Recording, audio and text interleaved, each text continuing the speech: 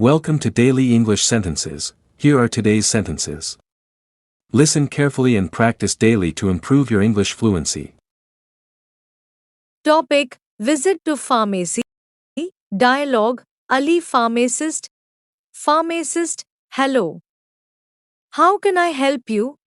Ali: Hello. I need some medicine. Pharmacist: Do you have a prescription? Ali: Yes, here it is. Pharmacist: Okay, wait a moment. Ali: Sure. Pharmacist: Here is your medicine. Take it twice a day. Ali: Thank you. How much is it? Pharmacist: It's 150 rupees. Ali: Here's the money. Pharmacist: Thank you. Get well soon. Ali: Thanks, goodbye.